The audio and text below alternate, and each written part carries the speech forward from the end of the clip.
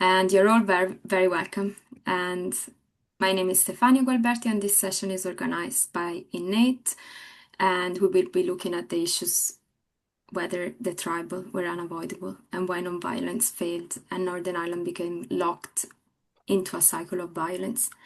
And I am very happy to be here and be part of this conversation with three longtime community and peace activists. So, very welcome Felicity McCartney and Niall Fitzduff and Rob Fairmichael. I have to say that Mairead McEwen was to be part of this, but she was unavailable and she sent her apologies.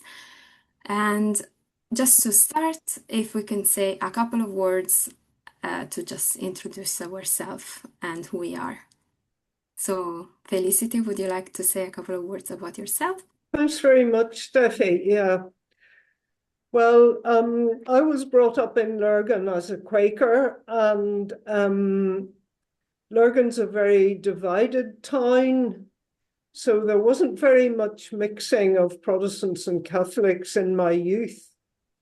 And when I came to Belfast in 69, it was just the very beginning of the Troubles. And so I got involved in community development work and stayed in that type of work the rest of my career, having originally been a teacher. And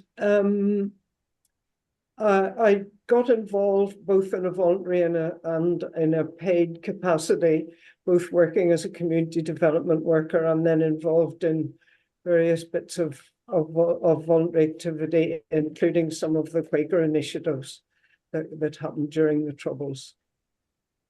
Brilliant. Thank you so much, and thank you so much for agreeing to be here. And can I ask then Niall to just say a couple of words about yourself? Sure, Steffi. I grew up in County Tyrone in Arbo, along the shores of Lough Neagh, so quite rural. Came to Belfast in 1969 as well, and worked in the Voluntary Service Bureau with a remit right across the city on volunteer programs and organised work camps, international work camps, focused on play in different parts of the city for the next year. And then with the Community Relations Commission, worked as a community worker in West Belfast largely, but across the city as well. And was working with Felicity and with John Conlon and many others. So yeah, I'll hand it back to you, Stefan. Yeah, so thank you so much, Niall, and you're very welcome. And Rob, would you like to say a couple of words about yourself? Yeah, I'm a coordinator of INNATE, and I will be staying largely silent during the the meeting. I will say some things maybe right at the end, though I was at school in Enniskillen until 1971, and then living in Belfast from 1975. This discussion is primarily with Felicity and Niall. So I say I may make one or two comments at the end. Yeah, and you might keep us right with time as well. Our time is quite limited, and I'll just say a couple of words. My name is Stefania, and as you might have guessed, I'm not originally from here, and I wasn't here around the Troubles. But I moved here in 2008, and my background is peace studies, so I became involved in the peace building, conflict resolution sector, and INNATE also as a group I volunteer with. I'm very excited to be here today and welcome everybody. So you are all muted. You can all use the chat if you want to ask any question. We'll make as much space as possible for Felicity and Niall.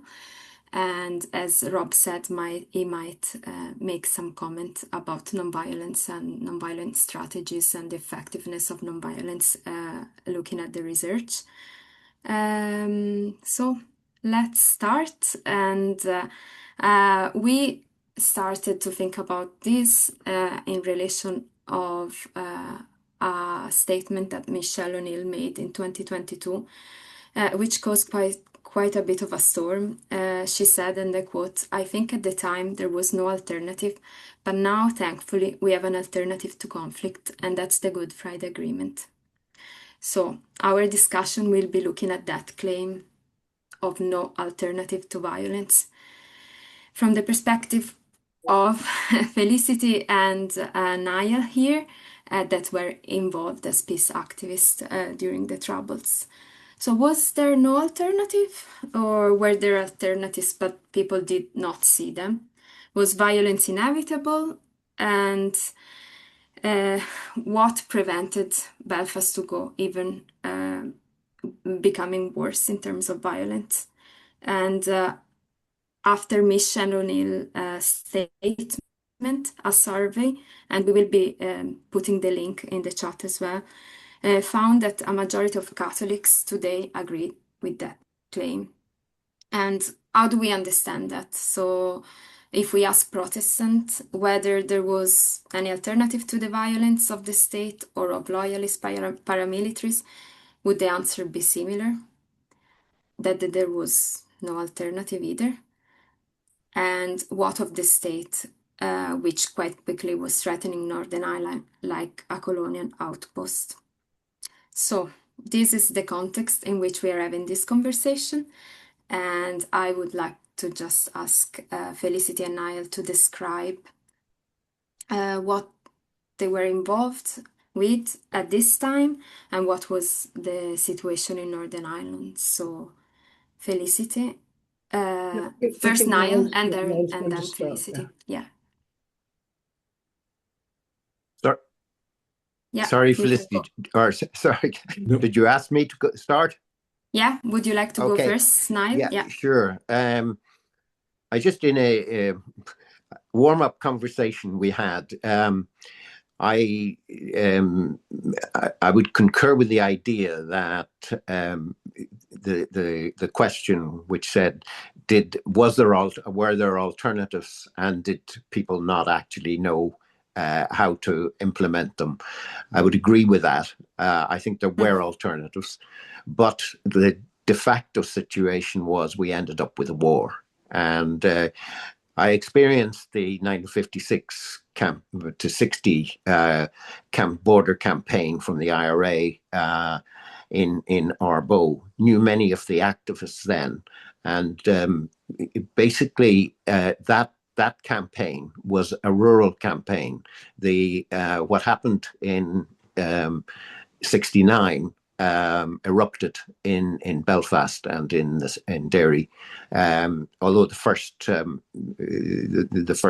movement of the civil rights movement, that was in Caledon and County Tyrone, or in Armagh or Tyrone.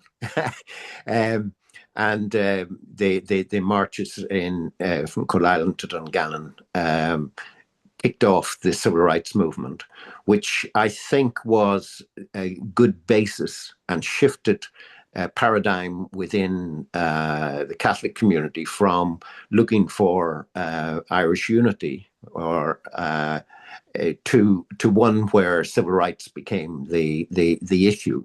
So it basically was challenging the state to say, okay, if we live within this state, have we got equal rights?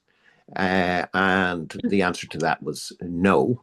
But what emerged inevitably came from two forces, one of which was Ian Paisley had whipped up a lot of resentment in the Protestant community, and basically the civil rights movement and the people's democracy had activated a lot of movement on the back of the 68 and American civil rights movement. But suddenly, after the burning of Bombay Street and the intimidation which went on and discrimination in councils and so on, headed towards almost an inevitability of violence, because it was change was too little too late, and the movement towards change was very limited. Okay, so you gave us a little bit of context and your initial idea and agreement to that statement. In terms of Felicity, would you like to describe what were you involved Yes. and what was the situation from your point of view? Yeah, well, in 1969, I returned from 2 years in Ghana in West Africa. And just as the violence was starting, I mean, I was aware of what the civil rights movement had been doing and had read about it, but I hadn't been around and hadn't been involved at all. But I also knew that when civil rights grew, there were quite a lot of Protestants involved in it, but they later left when it was clear that a more confrontational approach was going to be taken. I mean, I knew a couple of Quakers who'd been quite involved at the beginning, who didn't really want to get involved in the more confrontational work, and I think that's still happening in peace groups and in among people who are demonstrating about political issues today. I first got involved in the work camps that Niall has mentioned because a number of work camp organisations took on to run play schemes in different neighbourhoods in Belfast. And I was with a little group called Quaker Work Camps.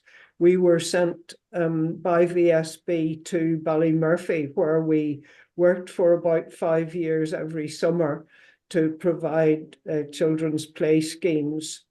And eventually those things were more localized, and the amount of there was a lot of goodwill among international organizations wanting to help when they saw how the violence in our streets had been, because that had got quite a lot of information, there's quite a lot of publicity around that. I mean, we always say that it was much easier to get publicity for violence than it was for any peace work that was going on.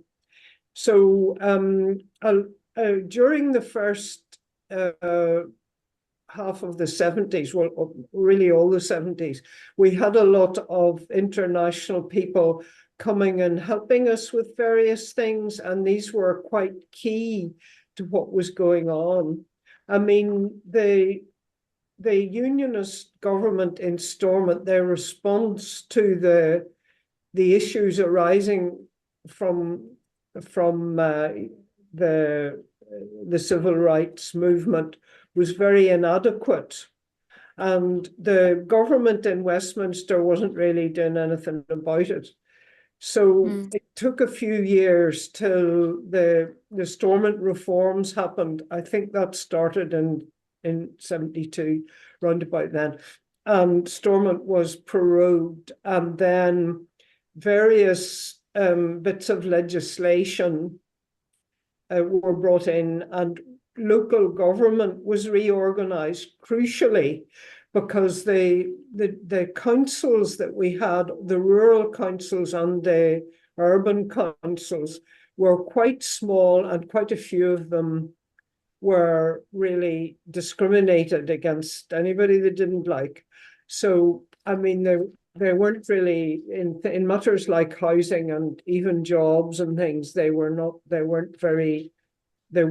at all related to equality methods that we would recognize today.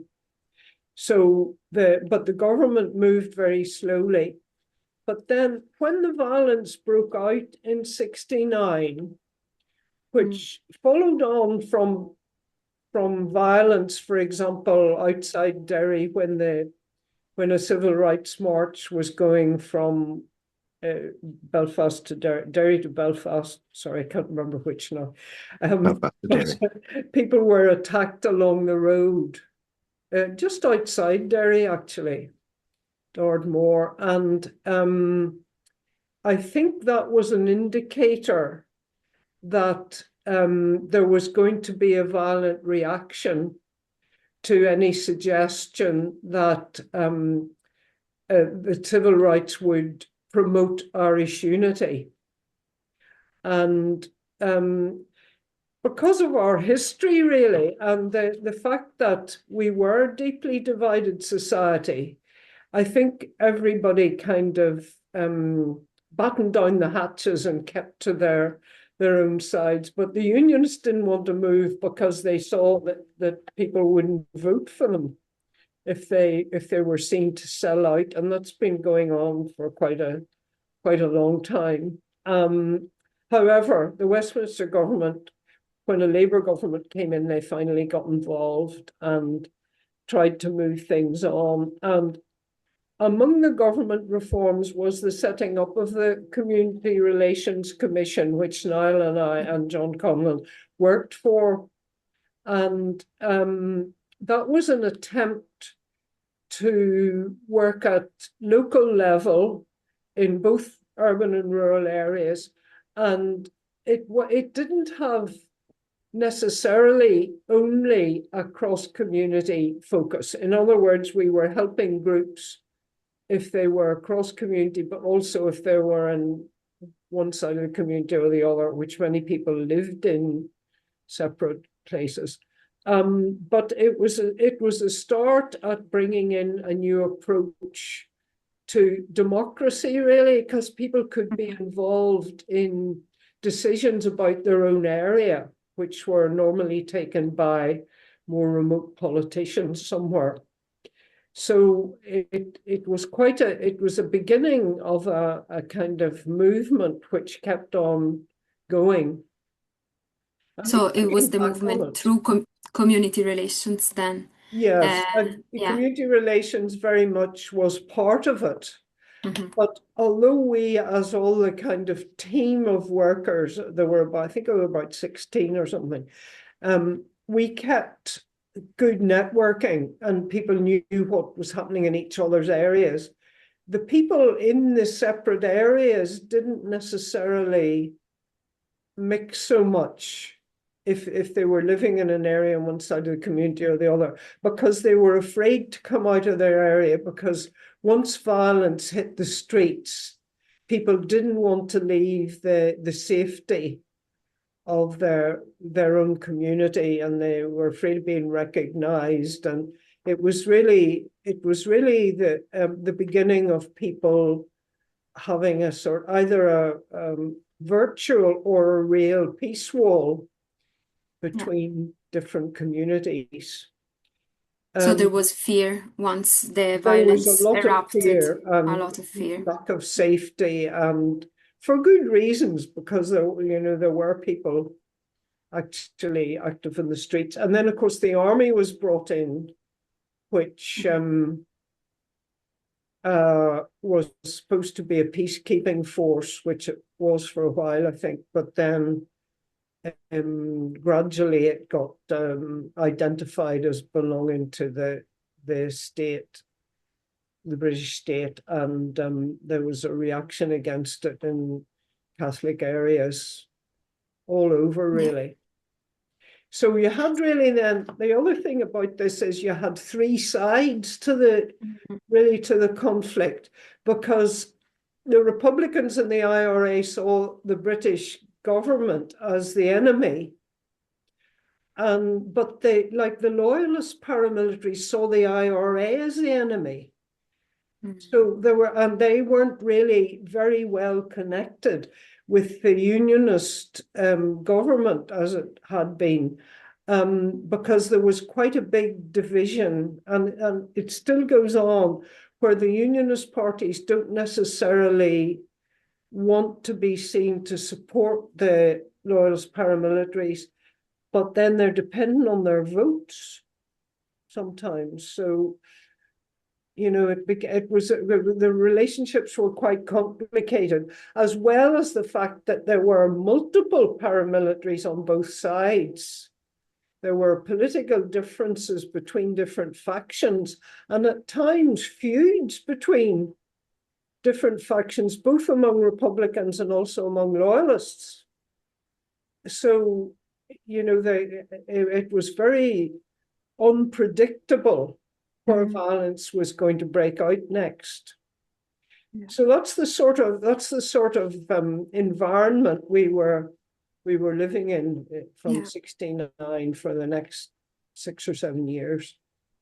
So is there, after you have heard what Felicity have shared with us, Niall, is there anything else that you might want to add at this point?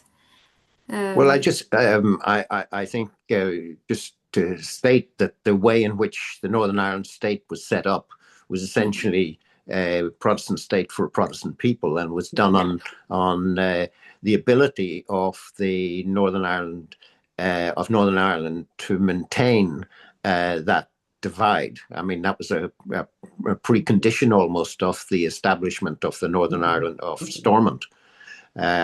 And to allow Catholics to be involved in that was seen by those in power as a destabilizing factor. So that resistance was there, and the British government were hands off until 1969, until things, and they had the ultimate authority to come in and say that civil rights should be maintained.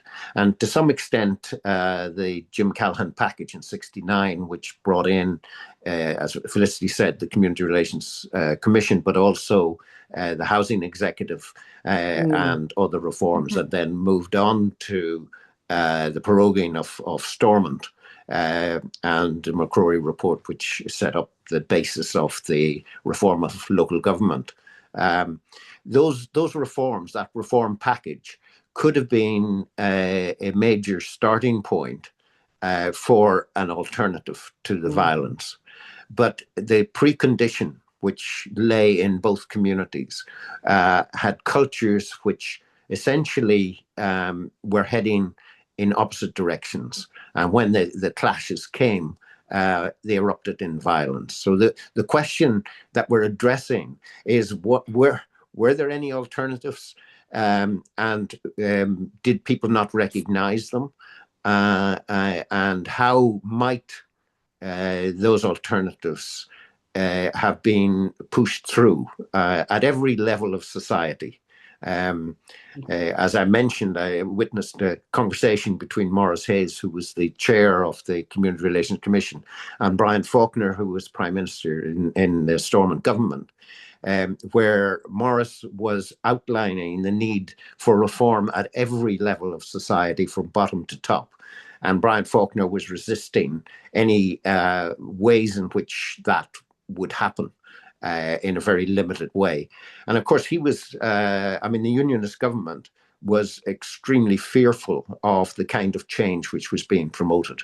And they were looking over their shoulder at Ian Paisley, who had whipped up great sectarianism and anti-Catholicism in the Protestant community. So there was a huge amount of fear around, and there was also a lot of activism, as Felicity said, was cross-community initially, mostly Catholic, but cross-community in the civil rights movement and the people's democracy. That was a basis on which an alternative could have been worked out. People like John Hume early on had pointed or understood nonviolence in many ways.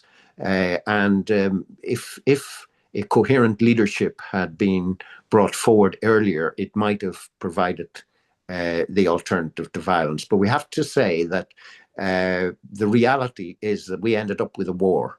And for nonviolent activists and so on, we have to reflect on what didn't happen and what wasn't put in place. And that's an important conversation. In fact, it's a conversation that Felicity and I had at some point in recent years, and it became a fascinating question to me. I'm not sure I would be self-critical in relation to the initiatives which we failed to, or the society failed to put together in order to bring it forward. I just point out that the SDLP, for instance, were only founded in 69, 68, 69, and they were immature as a political party. So the nationalist community didn't really have sophisticated political parties to address the alternative questions. So to expect it within a year to have developed the mechanisms and the institutional frameworks to take through these changes would have been asking a huge amount, and clearly wasn't enough to address that question. Thank you Yeah, and so just to yeah, thank you so follow, much for that. And Felicity and Niall, you both mentioned about, the community action, and there is the concept of, everyday peace. So what do you think then was missing, and why didn't that work or go ahead? You, well, I just Niall, want to say something about the peace groups that were yeah, all there, talk about because that. we didn't really have people working for peace from an early stage. Now, the Coromila community was formed in the 1960s, before the Troubles started, and it was an interchurch community. And when they took over the building in Ballycastle, they were very active in bringing together people from churches. But in lots of ways, churches were part of the problem, because they obviously were on one side of the community or the other, and they didn't have all that strong numbers of people who wanted to take part in interchurch activity at that stage. And it was difficult, because they want to be sympathetic to their own people if they were in a difficulty. So it was quite hard. There were and still are in churches some people called ecumeniacs who are in favor of churches getting together and mixing, but they are, I'm afraid, still a minority of people. And at first, interchurch bodies in Ireland, like in many places, were very focused on questions of church unity and theology and things. So they were more taken up with, could people have communion together, and were there acceptable hymns that both sides of the community knew, and those kind of things, rather than anything outward looking. And it wasn't until later that the interchurch bodies we have in Ireland took on, if you like, outreach projects that worked on peace and on international development and different things together. And then there were also some initiatives like PACE, Protestant and Catholic Encounter, which again was started by churches, but it was quite limited in the sort of activities they did. They did sort of meet together and talk about what the problems were and talk about how they might work together. And typically in rural towns, they would have some kind of joint event at Christmas and that kind of thing. But they weren't very outward looking in terms of the political situation. And then, of course, later on came the peace people, who did give the anti-violence movement of the time a lot of publicity.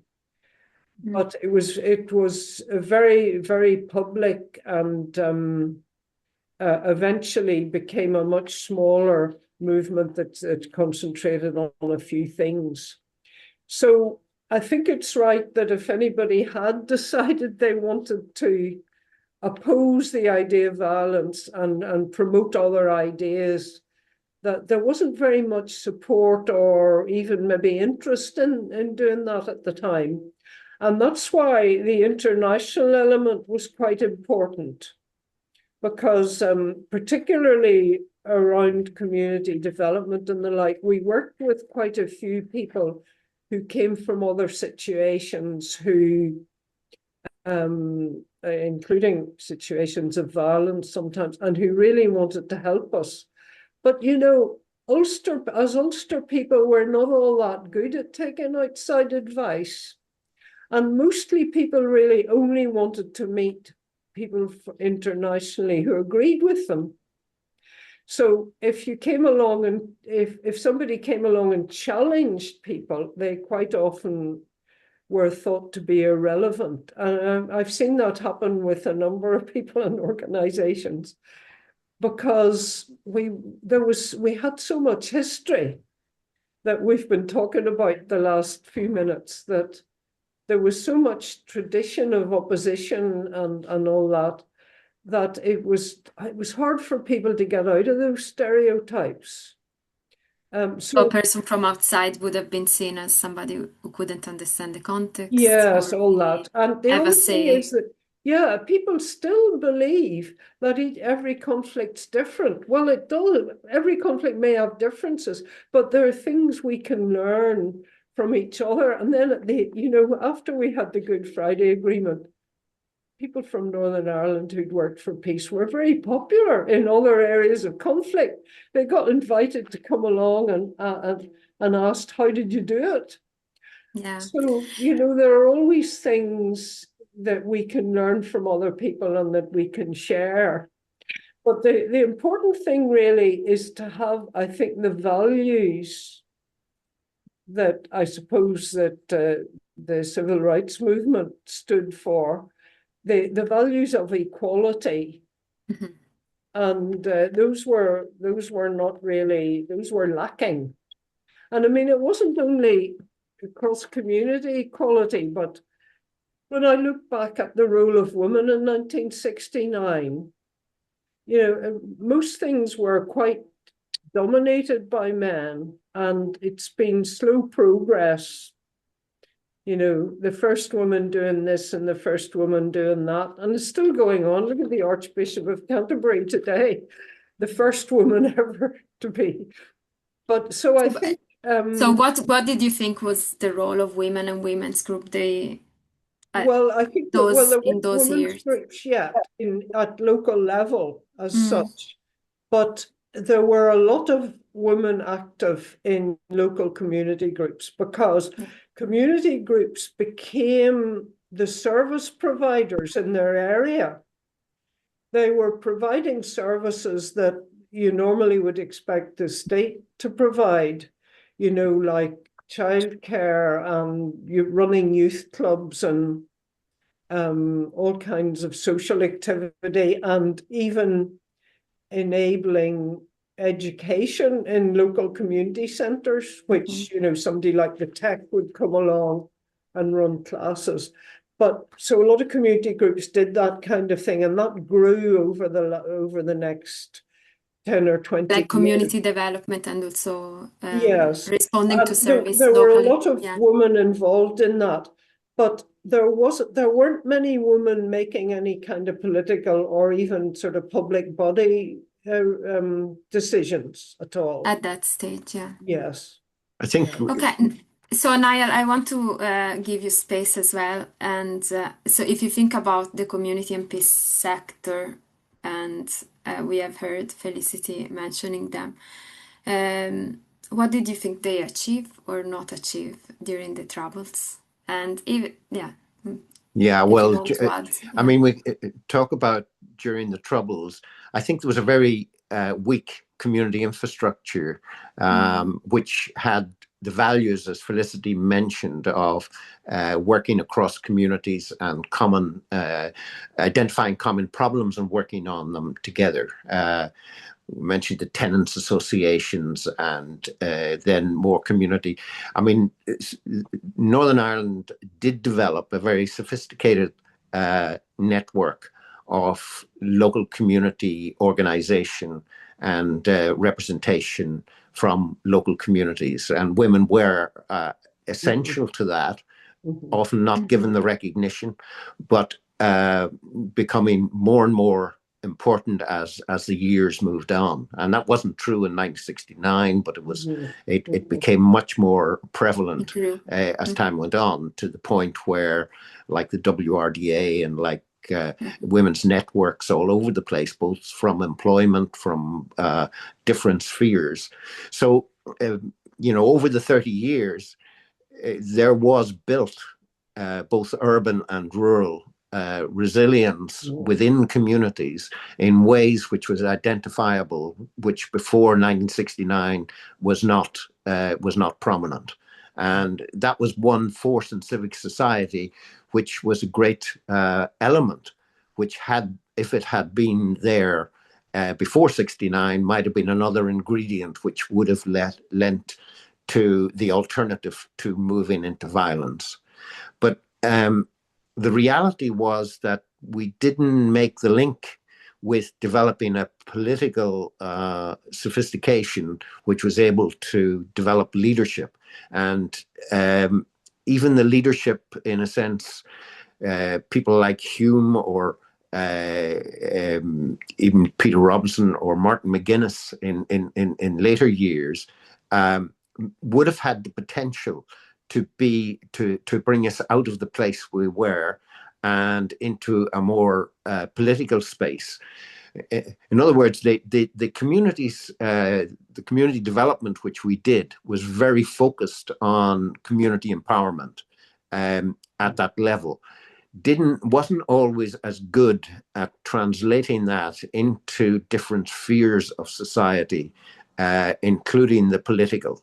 And actually, even when you look 50 years on at the degree to which the political sophistication in dealing with basic issues such as health and housing and so on, we're still very, very poor at actually taking on those issues. I mean, an issue like the situation in Loch Ness, where the pollution is going on and where it isn't really being addressed very strongly. So I think just cutting to the core question, was it inevitable that violence broke out? As I said, it happened, and therefore there wasn't in the ingredients that we had to avoid that. So Michelle O'Neill had a point, without a doubt, that the violence was an inevitable outcome, and that was as an occurrence because the unionist power wasn't able to shift, or decided not to. It decided to resist. The British government didn't play the kind of role that was required, given that they were the ultimate state authority, and the Catholic community had a culture and understanding of what would lead to some kind of progression towards a united Ireland. And that was culturally embedded in the physical force violence, which would bring that about. So there was underlying elements within the society which allowed people to pick up on those elements politically and militarily, which the community movement were not strong enough or not able to break through, and I suppose we're not invested in to be strong enough, quick enough to take that on. Yeah, So I think Felicity, if you want to follow up on that and maybe think about what could have stopped the violence. So well, what were the ingredients that were missing? The first thing is that, was there an alternative? I mean, well, the first thing is that individuals always have a choice. We have to remember that individuals had a choice about whether they joined movements that were in favor of violence, or indeed the police or the army or anything else. But it was very hard actually for people to go against their own deeply embedded culture and tradition. However, there were people who did it. but it's quite a sort of feature of I think of pacifists. I mean, we just heard this week about the conscientious objector who was arrested in Ukraine, because if countries are at war, or indeed movements are at war, they don't like people talking about peace or saying there is an alternative. So that even if people were thinking that, they didn't say it. They didn't want to be seen to be opposing whatever the general movement was, or indeed in the case of the Protestant side, against what like the army or the police were doing or whatever. But we And have to remember there was an awful lot of suffering on all sides, and everyone involved in this violence caused a lot of suffering, and some of which is still going on. And I don't know if Rob wants to quote the quote he Yeah, told me no, I the would other say, day. Felicity, I will bring in Rob Yeah. Okay. to maybe help us draw some of the lesson for the future in a minute. Uh-huh. And I think this is why it's relevant today, and this is why we are in a festival called Imagine. Can we imagine a world where nonviolence is an alternative? And it's a strategy that works. We know that we are thinking about the future and it didn't happen, and we're thinking about what were the elements. People did lots of incredible actions and organized and responded to the needs of community. There were violence erupted anyway, and Felicity, you were saying the consequences of that were, death, Yeah, and devastation. but I think that But what can we learn from all this, and what can we learn when we think about nonviolence as an alternative? And Rob, I don't know if you want to Yeah, say, well, I can come in here now. yeah, I think, I mean, it's something which Niall hasn't said in this session, but he has shared before that the people who were involved in the IRA campaign in the mid 1950s, when it came to the more recent troubles, did not want to get involved again. They felt, you know, enough is enough. And in the same way, the people who went through the troubles in terms of most of the paramilitaries and so on, you know, again, they say, no, we don't want to go back to war. Now, obviously, there are also paramilitary organizations and structures which still exist. But I think, one lesson which hasn't been learned, and in a sense, it hasn't been learned by anybody, and it certainly hasn't been learned by the British government in terms of its other, its international dealings, is that inclusive talking is the way forward in conflicts. Uh, Not bombing, not stonewalling, not all the other mechanisms which tend to be used when conflict arrives. The the the resolution in the end in Northern Ireland was through that inclusive talking. Now, you might say that 1998 was the first time that sufficient uh, different parties and structures came together to be able to say yes. But it's inclusive talking which brought that about. The other thing which I would like to refer to, just in general, and it comes on to, in a sense, to, well, I suppose nonviolent theory, but um, actual analysis of situations that I don't know whether people have heard of a 2011 book by Maria Stephan and Erica Chenoweth, which is entitled "Why Civil Resistance Works," and they analyze something like 323 situations of conflict from the start of the 20th century through to the end of the 20th century. And this was all different kinds of conflicts, which were intrastate. Now, some of them were like wars. I mean, they were wars, wars of independence, of secession, of whatever. So it was all types of conflict situations. And what is fascinating is that in terms of their analysis of the relative success of violent and non-violent campaigns, they found that the non-violent campaigns were actually twice as successful as the violent ones, and also had better outcomes in terms of human rights. Now, their analysis and their interpretation obviously is open to question and debate, and there are people who would debate it.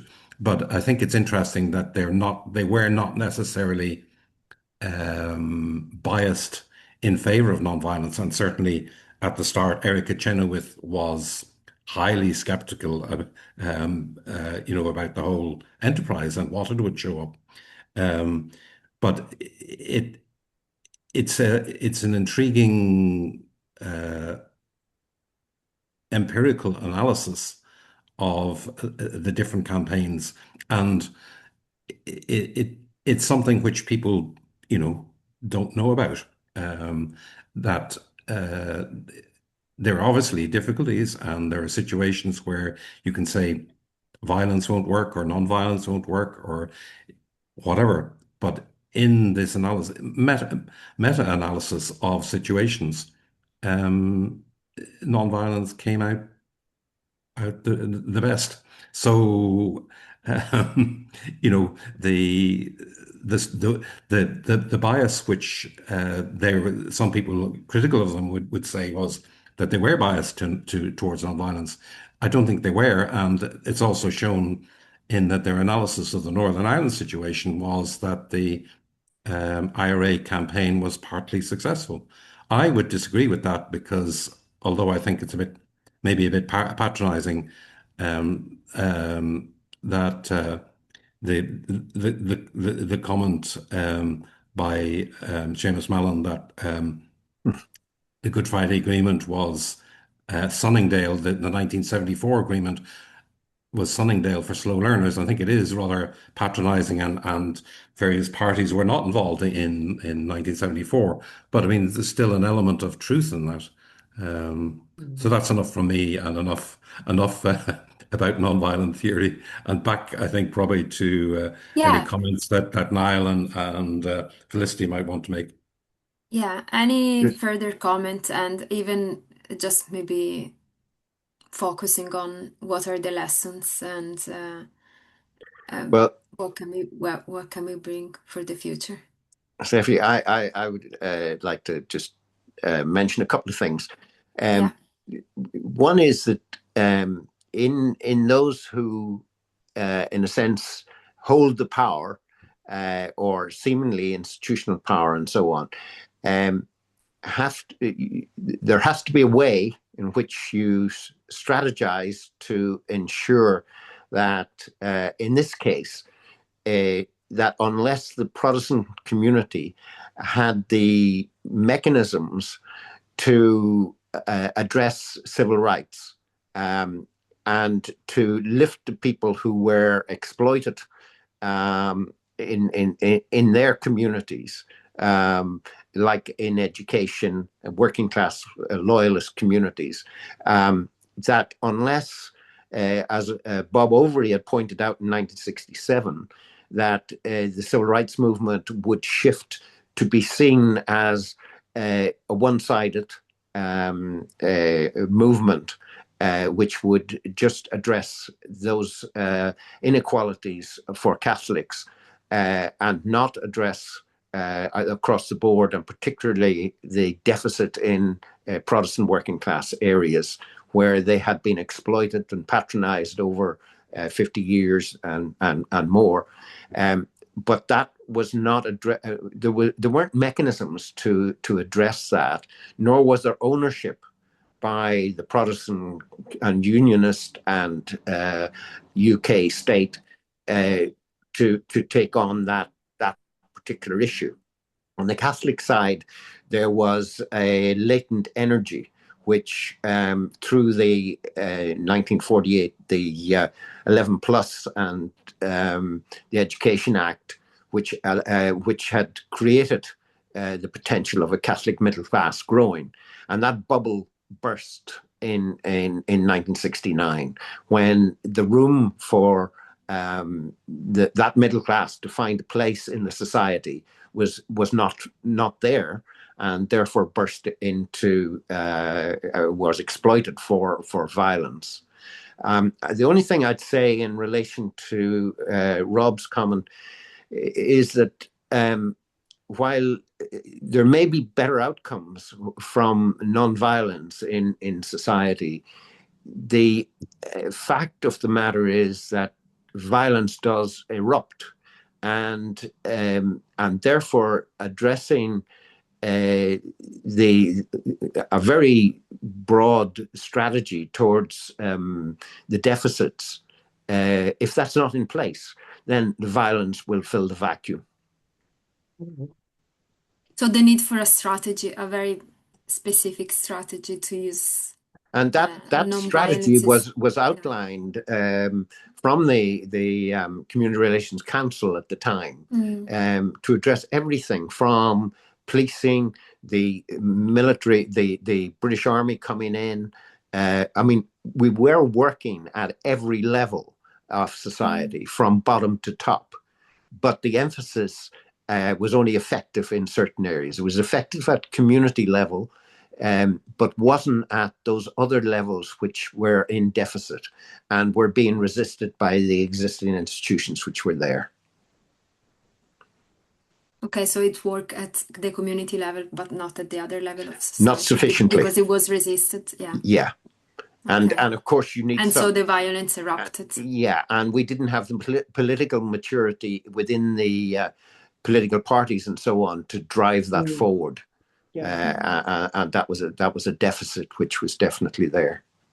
And we've seen this over and over again, because I mean, with the rise of women's groups, one of the very important outcomes was the formation of the Women's Coalition, which did have politicians for some years, but eventually was outvoted in the same way as a number of other smaller parties have been, squeezed out, because when it comes to competition between the two communities, people don't want their own community to lose.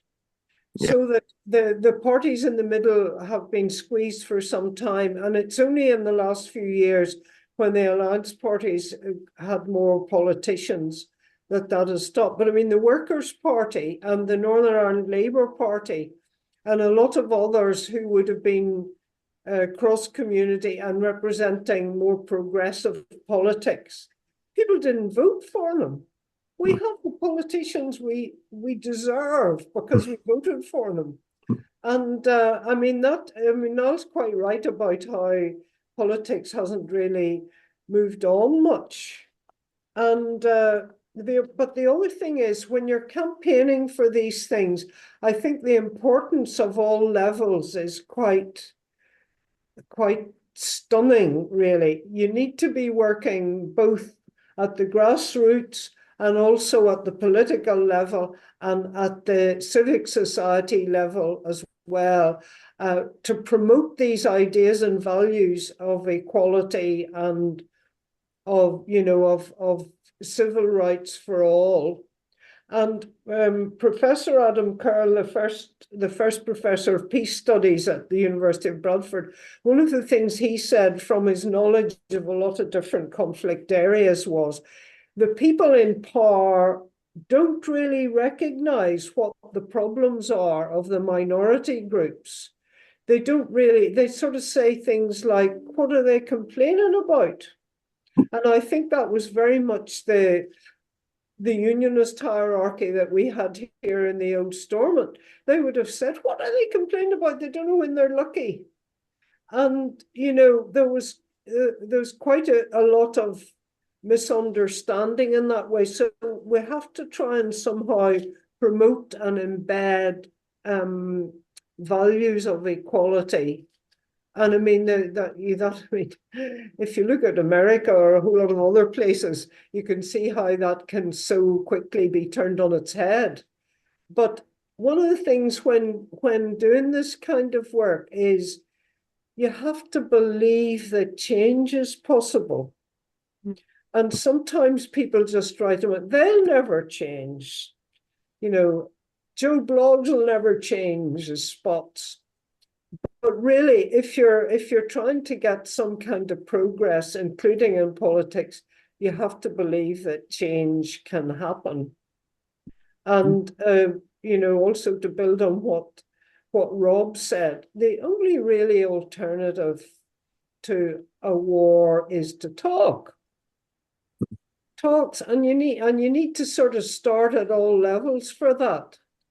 You know, just listening to people, hearing what the problems are, and then going and listening to somebody else. This was the role that Quaker House had when it was here during the Troubles. They'd listen to one person, listen to another, hear what different factions thought. And they weren't there just to bring people together or bang heads together or something. They were trying to work out what would an element of change look like for those people, what sort of things would be acceptable. And that's what negotiators do. They try to see what would be acceptable. And then their supporters come along and say, oh, you've sold out or you've compromised. Compromise is a very bad word in Northern Ireland. Maybe I could come in with one other comment, which was kind of addressing the question of why Northern Ireland or Belfast did not become Sarajevo. Why was it a little war which went on for so long? And I think it's interesting. I think public opinion actually exercised a certain amount of control, and particularly the supporters of certain paramilitary groups, if they did an action which was considered outside the pale, things like, I think, no warning car bombs, which continued to be used by Republicans against the military, were not used in the way like after, Bloody Friday, when the IRA let off a series of car bombs and bombs around Belfast, and it was absolute carnage. And that drove people into the arms of the Protestant paramilitaries in the same way as Bloody Sunday in Derry had done it for the IRA. But I'd be interested to hear briefly what Felicity and Niall think of that. There was actually some control exercised by the supporters of particular paramilitary groups, and that is maybe part of why the situation in Northern Ireland did not go even further downhill. Yeah, well, there was a study done by John Darby as one of his studies, which looked at a number of towns. I don't know whether Lurgan was one of them for this study, but Cookstown was definitely one that he looked at. And he identified the linkages which businesses had with one another and the trade-offs. I mean, everybody in the area we live, John would know this as well, knew which shops were owned by Catholics, which Protestants, and that's where people shopped and whatever. But at the back of that, there were often linkages, informal, which sort of held a certain communication when things were about to spark off.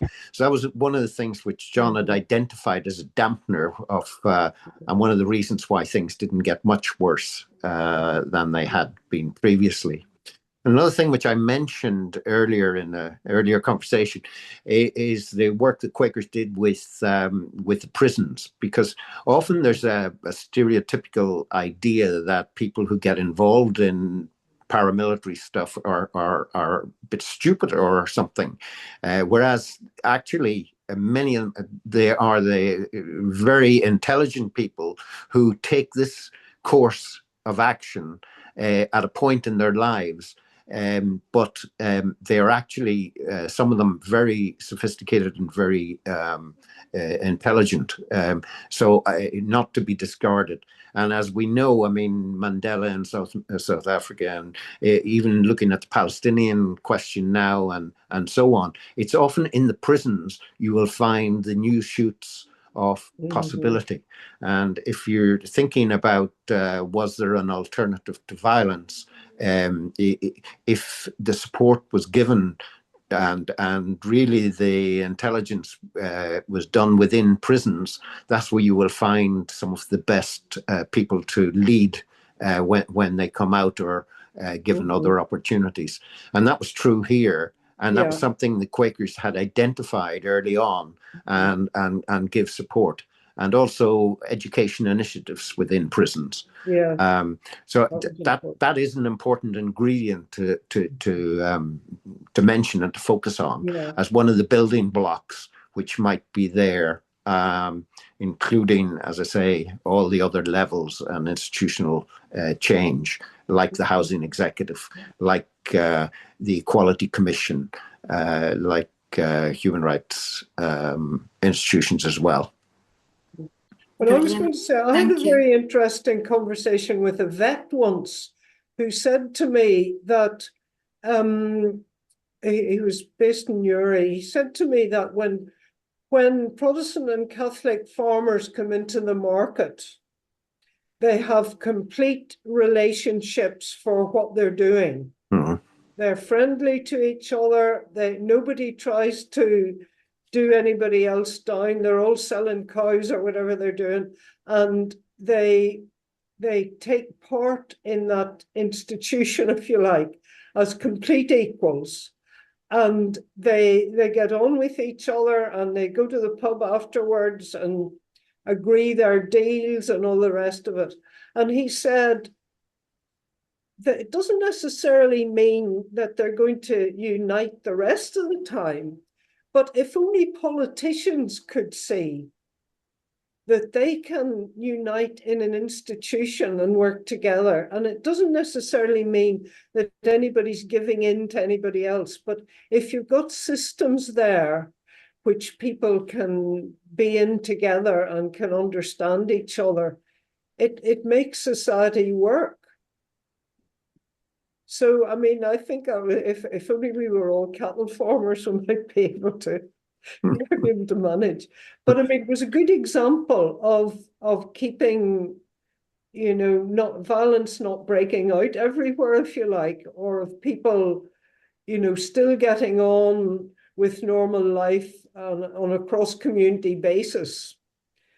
But nobody said, well, you're selling out to somebody else or whatever. And maybe our politicians should look at that sort of thing. Horse trading. Yes. So I'm just conscious of time. I know we have a lovely group of people here gathered, and I wonder if anybody wants to make a comment or ask a question, and you can just put it in the chat and address it to any of our speakers, or just make a comment for yourself, or just unmute yourself and show yourself to everybody. So we have one here. Would a systemic change to civil rights in the 60s have prevented violence? And how tentative do you think our current peace is? Well, one of the things that I noticed was that other civil rights campaigns at the same time, notably in America, were committed to nonviolence and trained people in nonviolence and encouraged people to go on demonstrations and not throw anything at anybody and all that.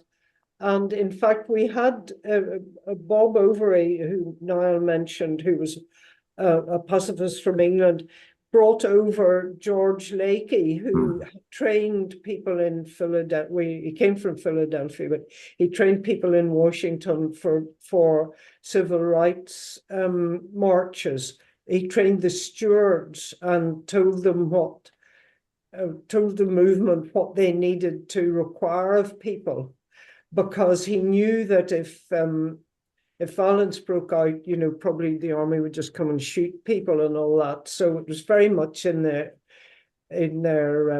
interest to keep things like that. Whereas we didn't seem to have that in our civil rights movement at all, for reasons we've been talking about.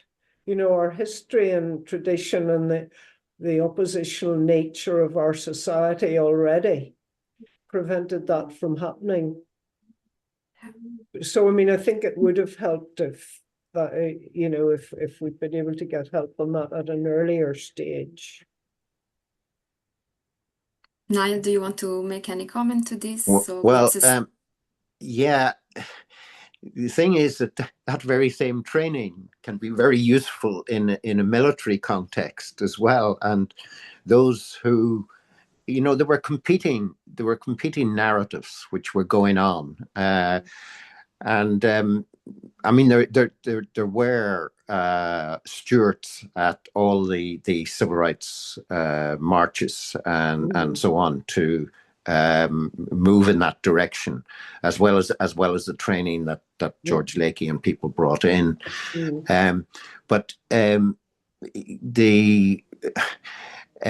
old republicanism, which was very much integrated into the Catholic community, were exploring what that would mean for a long-term campaign of violence and build on what people knew.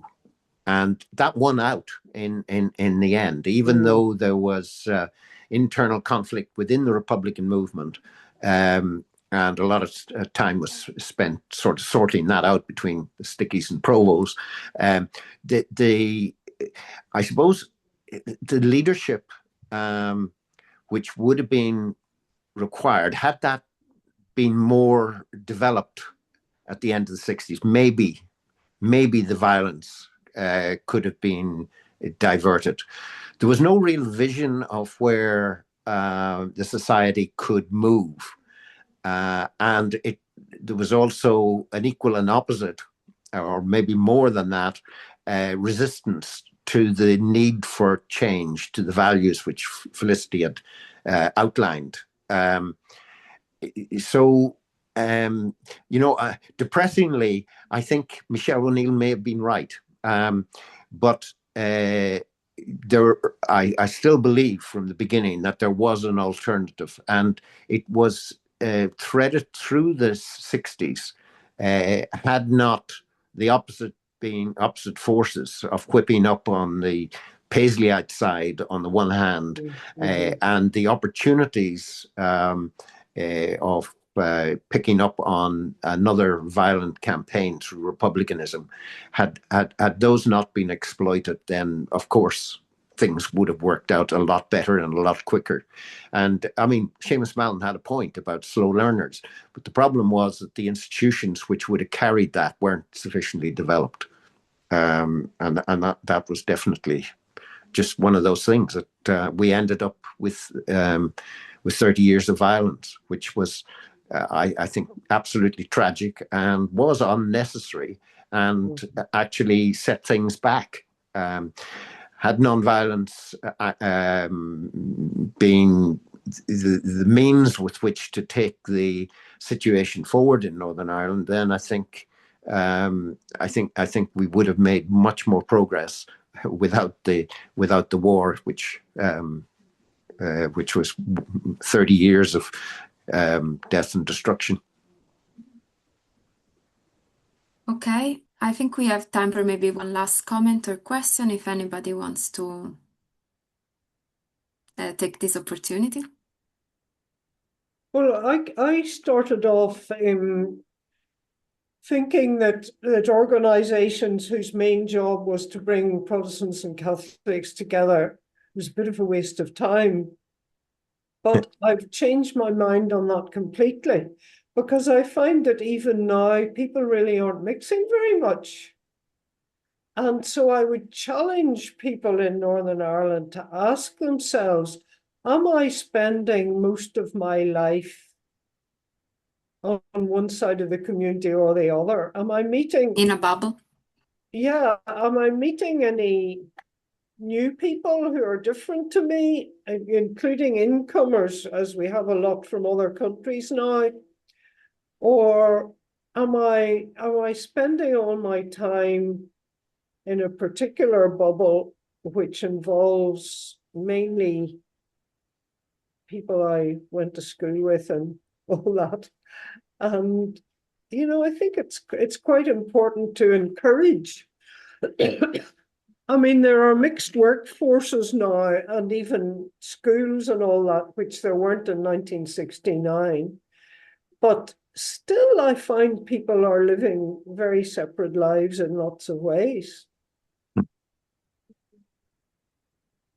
Yeah, so we're hearing, yeah, the maybe provocative question, are we actually making the effort to meet outside of our bubble? And are we part of this discussion and maybe dialogue with people that are different from us in many different ways on how a person can be different from us? So, Rob, I see another comment there. That Do was you in want to relation read it to it. out, or were There you was there was a comment or a answering? question there Yeah. first before my reply. Do you want to read it out, or Yeah, did you no, already sometimes respond? as Stephen has said that the irony seems to be that non-violent strategy may only work in a liberal democratic setting. Northern Ireland was not a liberal society in the 1960s. And if you like, my response in the chat to that was that Chenoweth and Stephan's research in terms of campaigns in the 20th century showed that it certainly wasn't the case that non-violence only worked in liberal democratic societies, that it did work in just as well, or in some cases more effectively, in authoritarian and repressive societies. So all I can do is refer you to their research and what they analyzed from their data. Yeah, so we are coming towards the end of our conversation together. Um, Rob, do you want to add anything, or?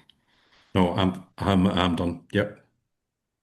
Yeah, so I would like to thank so much Felicity and Niall and Rob for this this conversation, and also for bringing your wisdom and experience, and for helping us think about those time and all that went on, but also thinking about it critically, on what could have been done differently.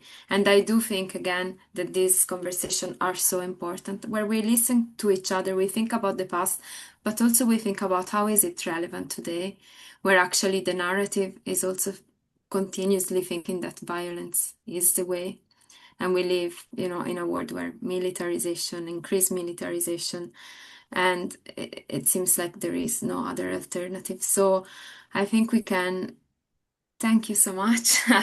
Everybody can do a single upload in their own living room, but thank you so much for the conversation, and let's keep continuing.